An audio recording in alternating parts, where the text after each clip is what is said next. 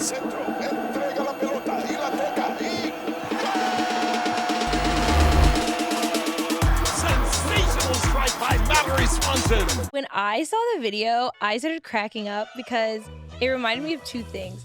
That guy in college, you know that guy who's always like, where's my hug? Oh Like- my God. Like, Oh, that just did something to me.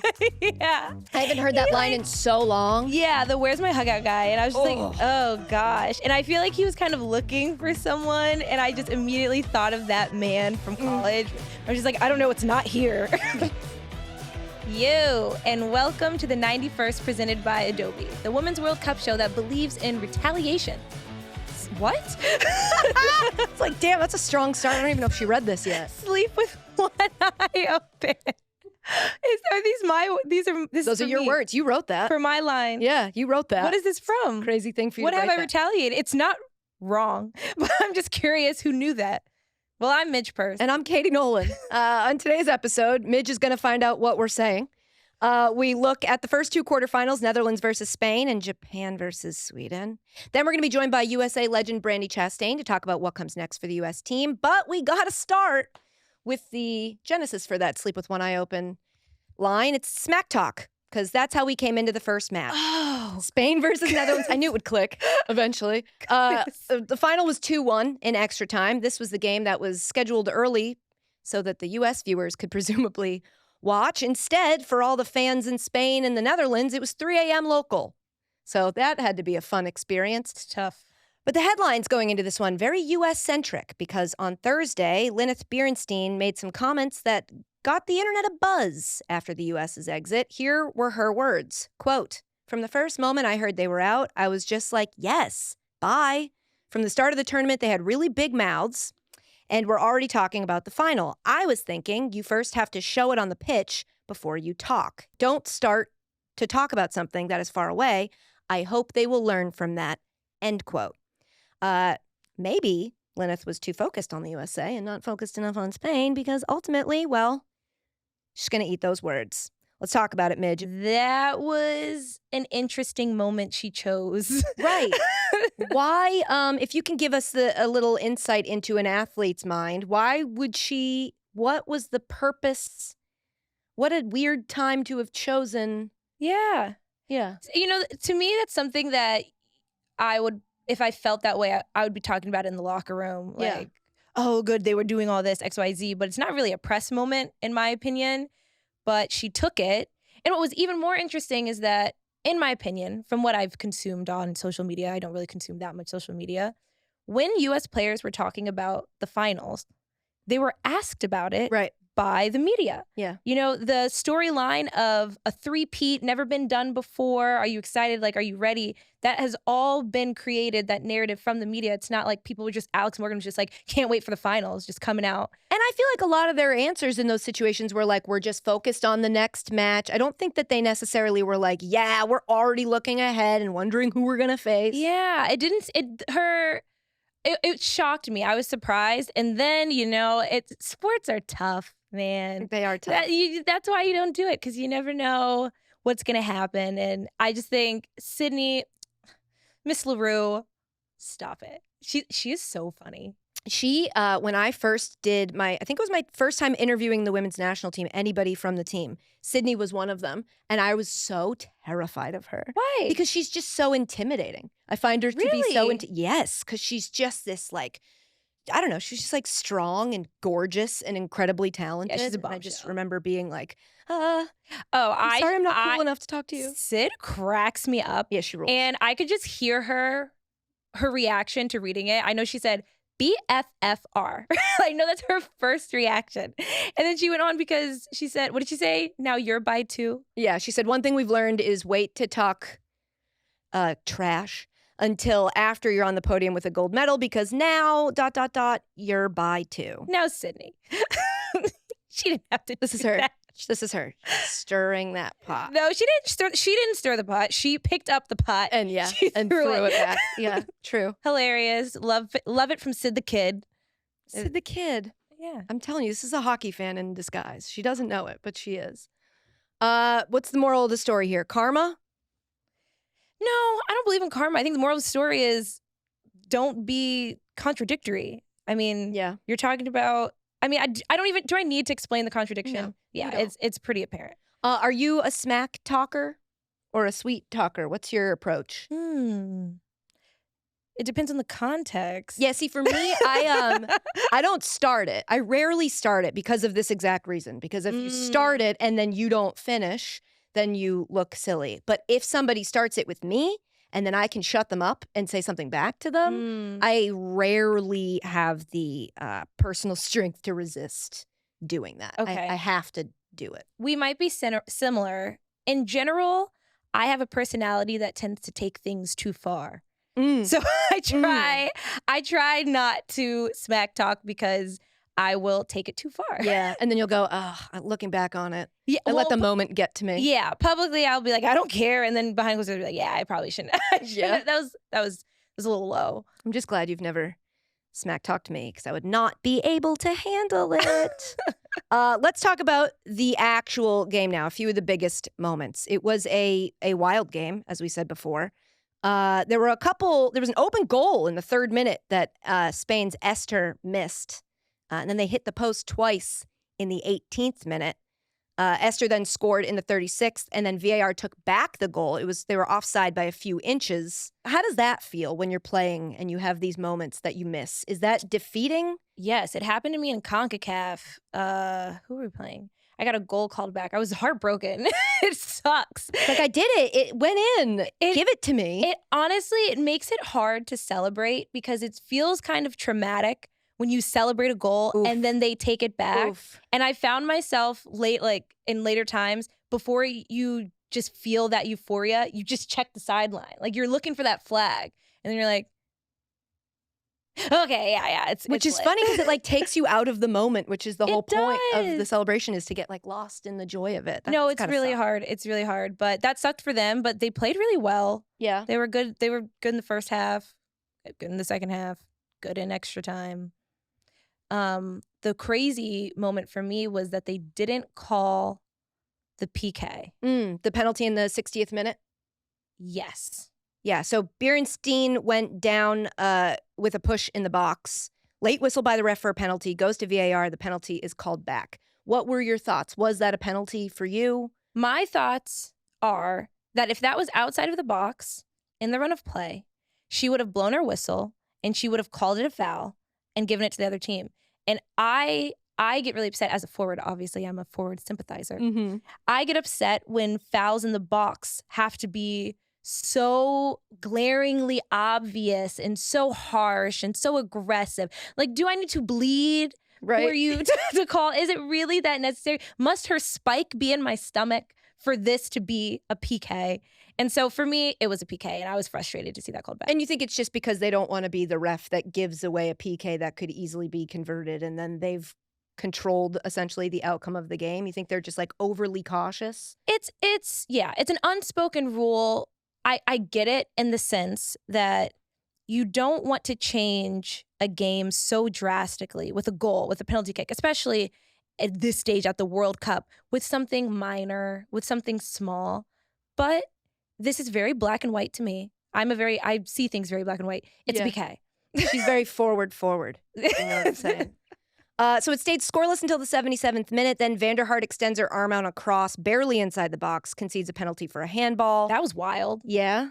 Yeah. Because she did it on purpose, I thought. Did it look like to you it was on purpose? I mean, yes, but I don't know. So I default to your opinion. It looked like one of those reflexes, which is that, which is weird because, it's football. I think about this all the time, though, when I watch soccer, is I'm like, do you uncondition your body from having any reflex involving your hands? And does that affect you in your day-to-day life? 1,000%. I had to unlearn going like this, and now I put my arms behind my back. But in real life, regular life things where you would normally reach your hand out, no. do you No. accidentally find yourself because muscle memory? No. Well, it would have been an interesting answer. As a center back, you'd think she wouldn't do that.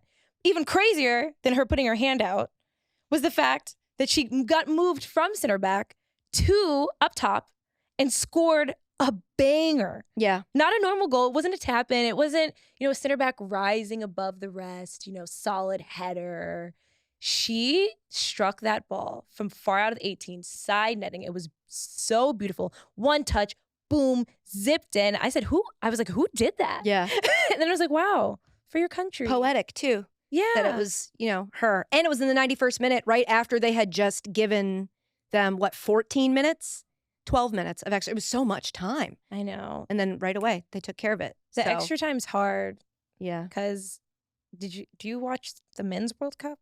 Sometimes, if I'm feeling bored. In the Men's World Cup, they had similar, just super, super long extra times. It was, I think one game had like 17 minutes of extra time. It's the VAR, right? That's why? Yeah, but I'm telling you, no one wants to be out there. It's crazy. It's like another It's insane. Overtime. Yeah. It's insane. So when I saw, I was also kind of sleepy, but when I saw that they had so many minutes of extra time, I was like, please, no, don't let this go into pens. And it didn't. I was rooting for Pens because I like Pens when it's not my team, because then it's exciting as opposed to being traumatizing, stressful. Yes. And then, of course, this is when Beerensteyn missed 2 open shots on goal. Thoughts and prayers to her. And then after Beerensteyn's second miss, 19-year-old, I like the way you say it better than the way I say it. Paralueo got the ball on a counterattack and buried it. That was the latest game winner. It was the 111th minute scored in Women's World Cup history. And the final score was 2-1 Spain. Fantastic goal. Little scissor at the top of the box, fake right, push left, little touch, get it out from under your feet, slots it right. Yeah, It was gorgeous. Good on her. Another big part of this match was that the Netherlands were missing, of course, their star player, Vilda, as she had accumulated 2 yellow cards, which brings us, Midge, to the stat of the show. It's now time for the stat of the show, presented by Adobe Express. Today's stat is 11. 11 yellow card suspensions have occurred so far, throughout the 23 Women's World Cup. That's a lot. And I say that not because it's written in the stat of the show, but because that is a lot. It is a lot. 11? That's a whole team. Yeah, we should go over, I guess, the 2 yellow card rule. The rule states that upon receiving a second yellow card at any point in the tournament before the quarterfinals, the player is suspended for the subsequent match. Single yellow cards are canceled after the quarterfinals, meaning no player can be suspended for the World Cup final due to a yellow card accumulation. For example, if a player received their first yellow card of the tournament in the quarterfinals, they would enter the semifinals with a clean slate. Even if that same player received another yellow card in the semifinals, they would not be suspended for the final.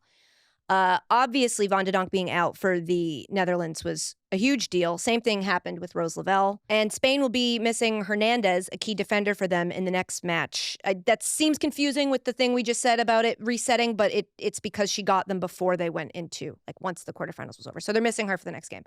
In the Spain-Netherlands broadcast, Midge, Ali Wagner and JP De La Camera both said that the 2 yellow card suspension is too harsh, and they think the rule should be changed because 2 yellows across the first 5 games of the tournament is a very tough standard. How do you feel about that? I agree. I think they should be reset after the group stage. I think you should be able to get 2, 3. I think they should be reset. To miss a whole game for 2 yellows across 5 games? Yeah, especially when when it kind of comes down to just the ref's discretion. When there have been yellow cards that we've seen that maybe weren't warranted. For sure. I think what I would say is that it's not as simple as just increasing the number of yellow cards you can get. It's one of those things where I think the entire system of yellow cards and of reffing and of checking it should be altered so that this doesn't happen, because missing 11 players is insane. I think you should be able to repeal yellow cards, because I think if there was a system where Rose's yellow card was reviewed, I don't think a group or a panel or a board of refs, certified refs, look at that and say, yeah, that's a yellow, she's out. So I think things need to be looked at. The whole process needs to be looked at. Kind of like, when you look at economic policies. I was going to say, the answer is never as simple as just increase the number of games. Yeah, exactly. Oh, no, it's reform. Yeah. We've got to reform. We got to throw the whole thing out, start over. Katie. Yes. Yeah, I get it. I know we're generationally different, Midge, but I'm on the same page with you. I'm young, I'm hip. Midge, tell me about the stat of the show. Well, the stat of the show was made with Adobe Express. Adobe tools are fun and easy for everyone. Adobe Express makes it easy to flex your creativity through its all-in-one editor to make your own content, including TikTok videos, Reels, flyers, and so much more. Join the Adobe Express beta now by going to express.adobe.com. Okay, the other game, Sweden 2, Japan 1. I mean, honestly, I say I'm rooting for someone and then... So, cool. Sweden are good, actually? The U.S. Break it down, Midge. Okay, everyone was talking about the U.S. and how bad they looked in group stage and all that stuff. And then you heard people who actually played in World Cup talk about how you have to grow into the tournament. Mm-hmm. And I think Sweden is a good example of seeing a team grow into the tournament. That performance they gave was so good, and no one expected them to control the game for 75 minutes like they did against Japan. Testimony. Do you think that, not to, say that we did it, but do you think that like a win like that over the United States is like, gives you a little bit of fuel? Oh, absolutely. Yeah. I think they're well aware that they can win the entire tournament. And everyone's talking about it. This is going to be a winner who has never won before. And I think every team is going to be thinking, why not us? Why not Sweden? You're welcome, Sweden. They scored in the 31st minute. It was 1-0. It was on a set piece, a ball bouncing around in box. Kind of, I believe, not my words, but you said a weak goal. It was kind of like No, Jay. I was looking at Jay. That's my bad. Don't put words in my mouth. That's my bad. Then in the 42nd minute, they hit the post. There were a couple ridiculous saves by the Japanese keeper. We had another handball in the box. Sweden converted the penalty in the 51st. That made it 2-0. At this point, the game seemed over. People were saying, many people said that it was over. But then Japan came alive. And then the crossbar kind of got in the way. They started to retain possession. They won a penalty in the 75th minute. And then Rico Wakey hit the top of the crossbar and it bounced out. There was an even luckier, crazier save in the 85th minute. Japan hits a free kick that hits the crossbar, then the goalie, then the post, and then it rolls along the goal line and out. The goal decision system says it's on the line but doesn't cross. That was pretty wild. Those were insane 15, 20 minutes. Yeah. That was why. And they were pinging them against the post. It's really sad. Japan ends up scoring a minute later in the 86th, but Sweden wins 2-1. What are your thoughts from this, Midge? It's a question that comes up a lot in sports where it's like, and this is for fans mostly, and I know you're not a fan, you're an athlete, but do you want the team that knocks you out to win the whole thing? In which case you then say like, well, we lost to the team who ultimately won the World Cup. Or do you want them to lose right away? So you're like, haha, their joy didn't last very long. Oh. Screw them. As we said, the podcast of retaliation, Mm-hmm. I want them to get obliterated as soon as possible. Yeah. As harshly as can be. So, yeah. So this was disappointing for both of us then. Of course. Yeah. I also think, for whatever reason, for their class, for their style of play, everyone was sad to see Japan go. Yeah. No one was like, yes, Japan's out. They were just so dominant in the early stages of this tournament. It seemed like it wasn't going to be this close. They were fun to watch. All the brightest minds in soccer were talking about Japan winning the World Cup. I know. I was just talking about myself and it was a joke. Okay, semifinals. We know, you probably know more, but we know as of right now, Sweden versus Spain. Do you have any thoughts on who takes it, Midge? I say Spain, and I would say that we've been jinxing it, but I couldn't care less. I don't know that we. I wouldn't even say we. I wouldn't put any of it on you. Okay. I think it's been me. Oh. So I'm not going to say a damn word about what I think's going to happen here. Well, tell me. Katie thinks Spain. All right, Midge, I feel incredibly betrayed. That's Tuesday at 4 a.m. Eastern. I know you don't have plans, so we'll see you then. Tonight, for us, it's going to be England, Colombia, and Australia, France. For you, that has already happened. So please allow us to say, whoa, crazy games, huh? Those sure were something.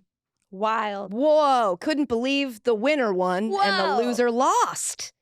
Yeah. I'm blown away. Didn't see that coming. The implications of these matches will be echoing throughout women's football for the rest of time. I don't know. No matter what happens from here on out, we do now know we will have a first-time World Cup champion, which, as far as like consolation prizes go for U.S. women's soccer fans, that's a pretty cool one. That's a cool thing. We're going to get a new champ who's never won before. That is a beautiful thing. Beautiful thing for the women's game. Evolution. Speaking of World Cup champions, let's talk to Brandi Chastain, shall we? Brandi. It's now time for Keeping Us Connected, presented by AT&T 5G. You guys know this already, but I'll tell you again, connecting changes everything. Hi, Brandi. Hello, hello. Thank you for being here. Such an honor to meet you and be in your presence. I feel very nervous, so Midge is going to take this first question. Yes, Brandi, we wore crop tops in your honor because we felt we needed to expose little midriff. I like that, but that's not happening over here. Just so you know. Which is fine. You've done it. It's been done. I just started going back to the gym, so maybe one day. No, we respect the Bay FC fitted and the hoodie. Love it. Great. Thank you. So how has this week been for you? Obviously, we're all in various states of emotions. What are your feelings after digesting the U.S. exit? Well, I think before I get to the U.S. exit, I think I'll get to the emotion, overall arching emotion that I've been having, which is this World Cup has been amazing because it's unpredictable. And we have 32 teams for the first time. We've got 3 African countries that made it to the knockout rounds. We have, teams scoring their first goal, having a first win.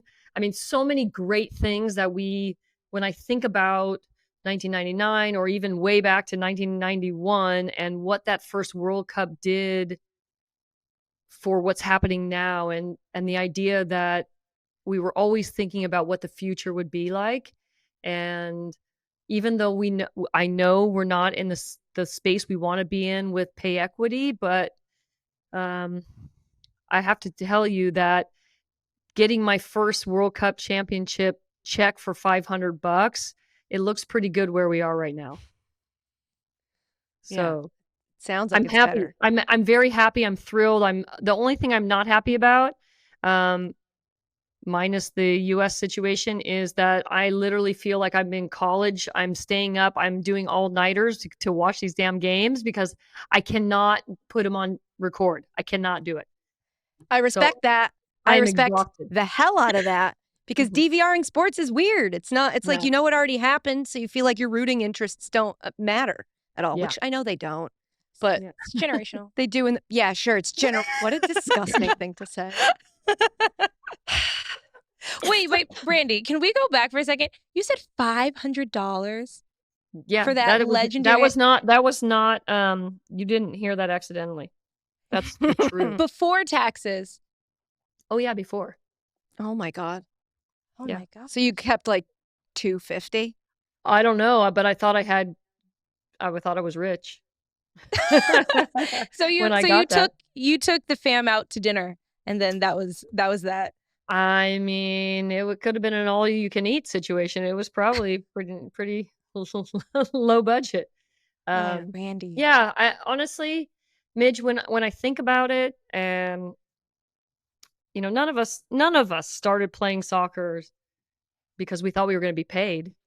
We started playing soccer and we stuck with soccer because it made us feel good. We found our friends. We found a place where we could express ourselves, where we could get dirty and we could compete like crazy and, have a great time.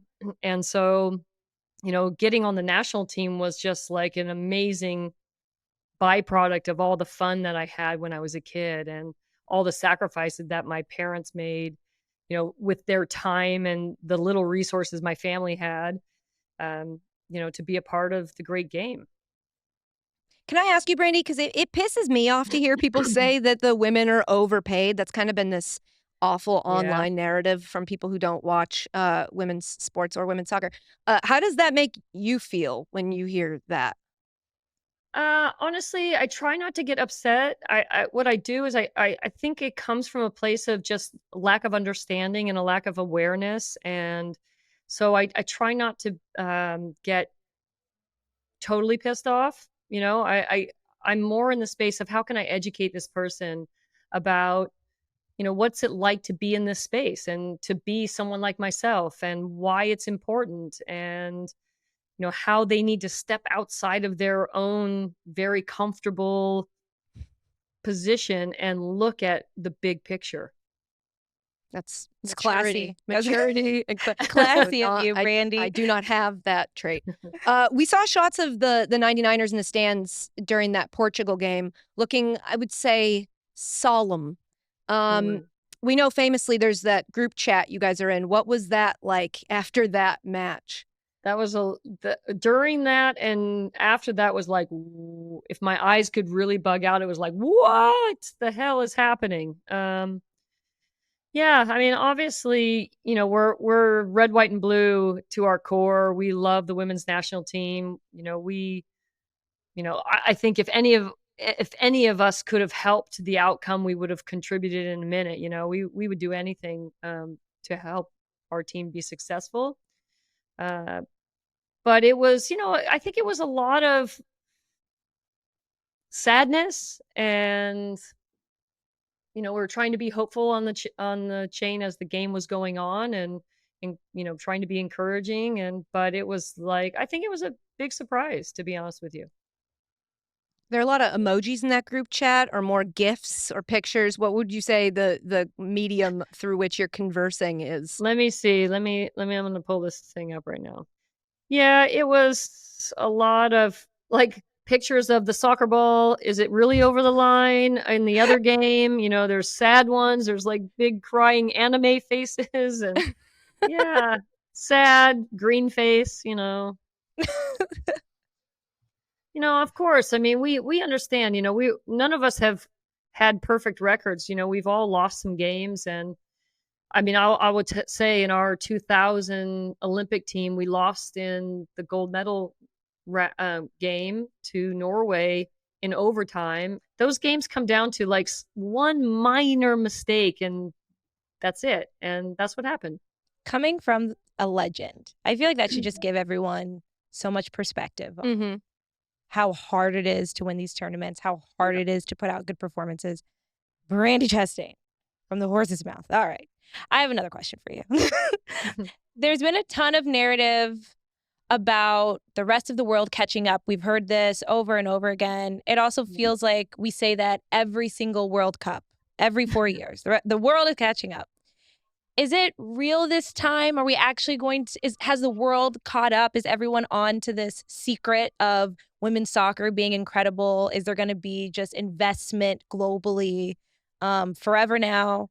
Or is it just one of those periodic interval type things again? Yeah, so I love this conversation because I'm going to fight the world is caught up. I'm going to say the world has always been there. They just haven't been given an opportunity.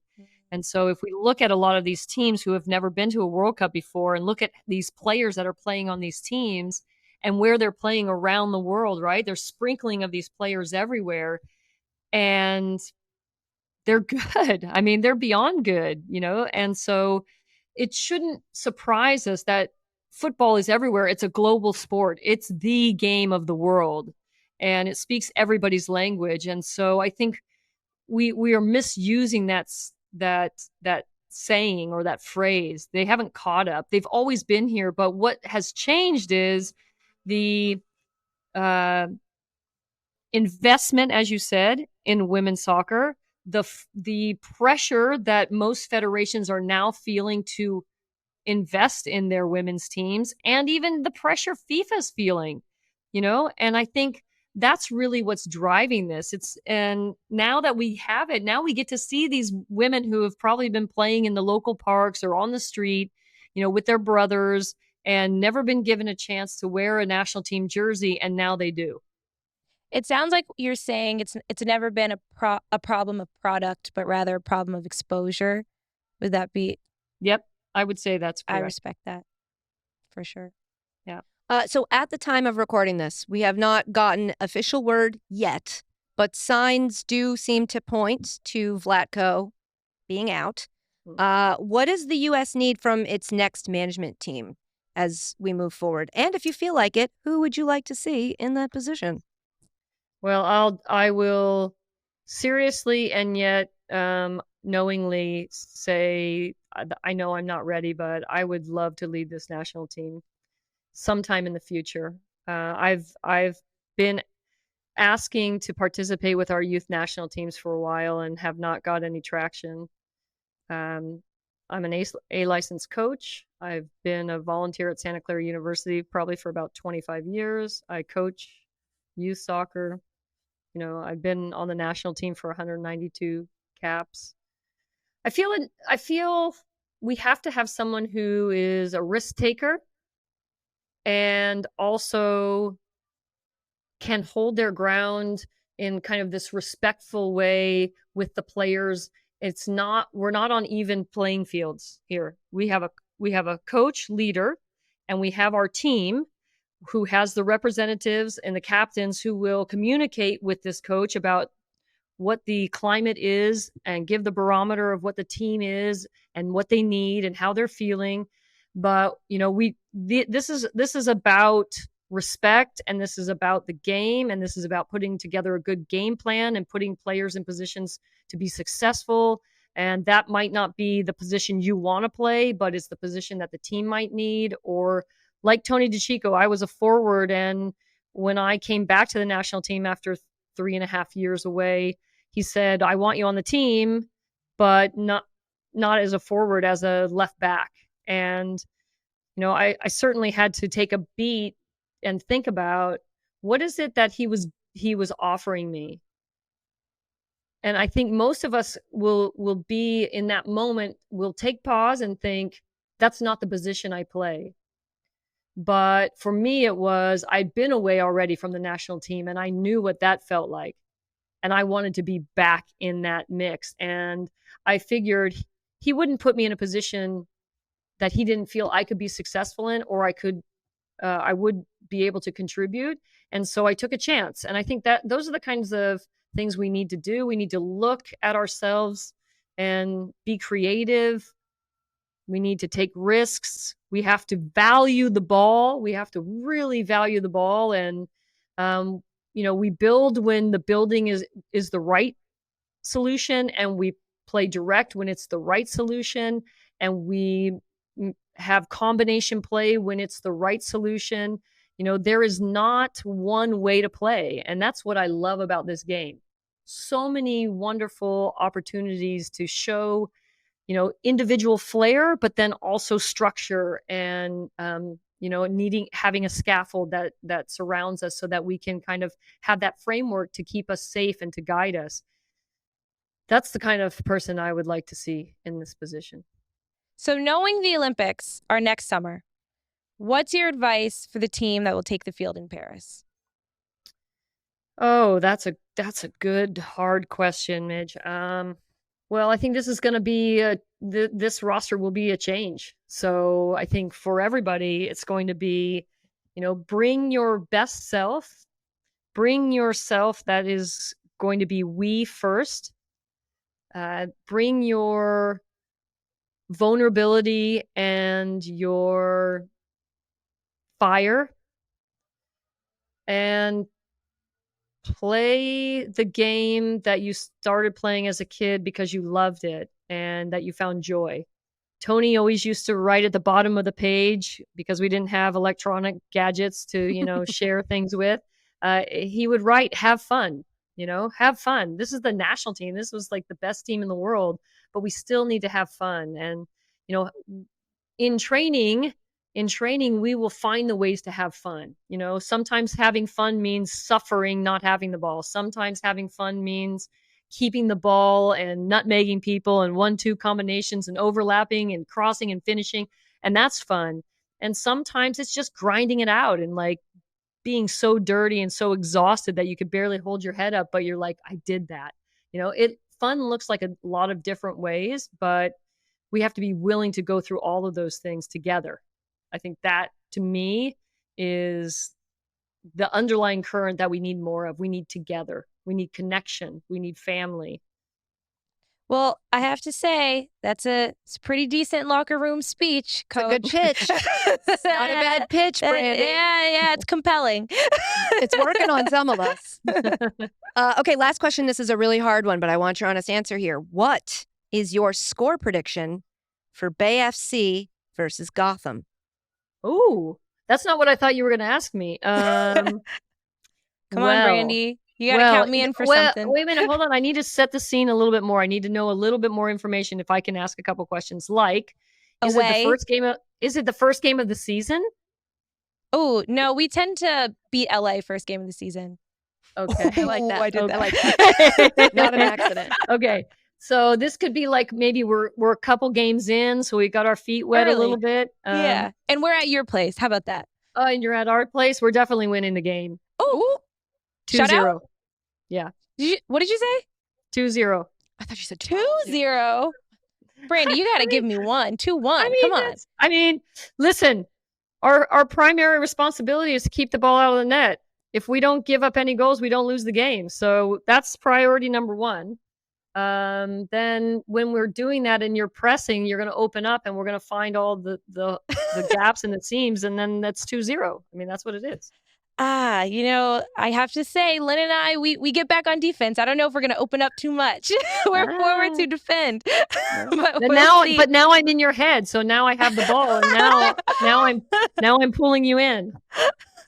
Brandi, I pray to God I get to score in that stadium because I will look for you immediately. Oh, I love this so much. Well, you know what I hope? I honestly hope that you give us the best game, because honestly, this is another thing I really think that our national teams have valued, which is getting the best game of every single team, right? It's like you don't want anybody to be missing a player, or, you want the best. You always want the best from your opponent, so you know how good you are. And so I love that. I want you to bring it all.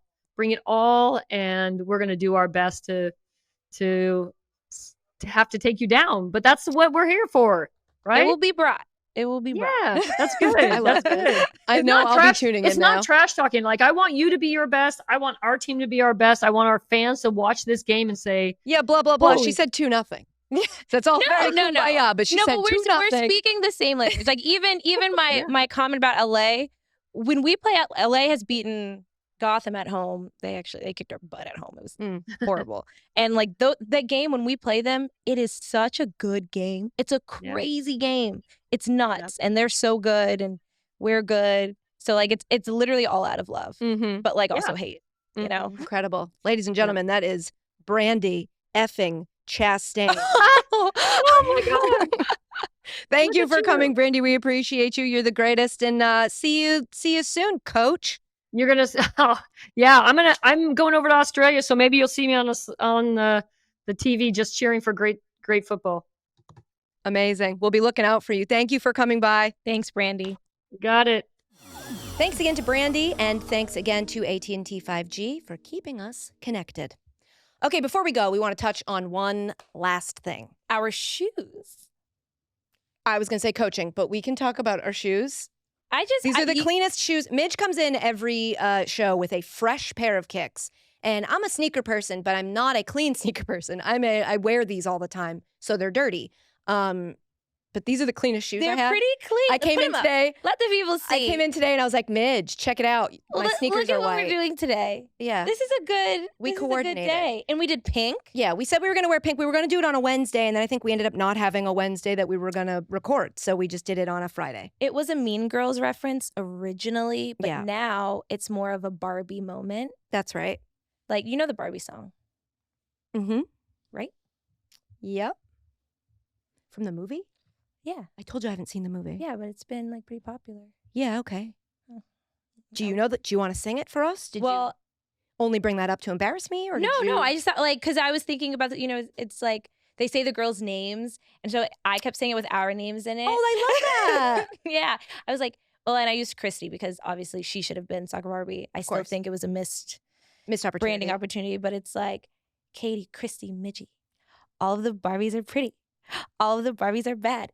girls, and we ain't playing tag. Oh, that Barbie song. I thought you meant there was like a song that was like Barbie, Barbie. No, that would be Barbie. the I'm a Barbie girl. And a Okay, Barbie I remember when that first happened.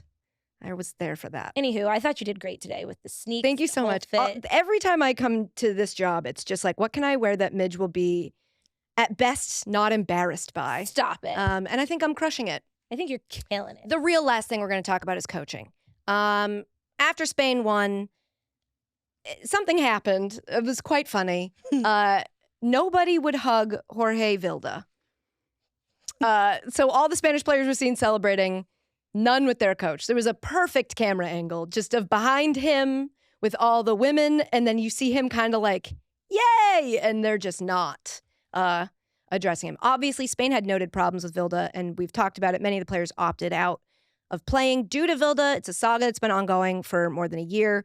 The New York Times said he was, quote, said to have fostered an oppressive workplace environment, one in which the player's every move was monitored by his staff.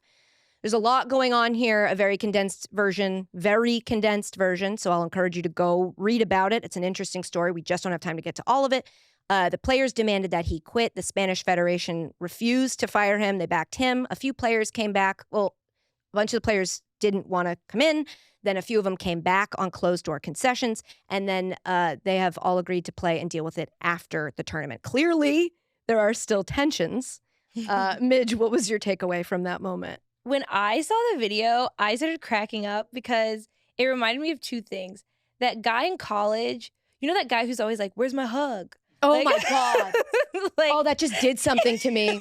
yeah. I haven't heard that line in so long. Yeah, the where's my hug out guy. And I was just like, Oh. oh gosh. And I feel like he was kind of looking for someone. And I just immediately thought of that man from college. I was just like, I don't know, it's not here. Go somewhere else and find it.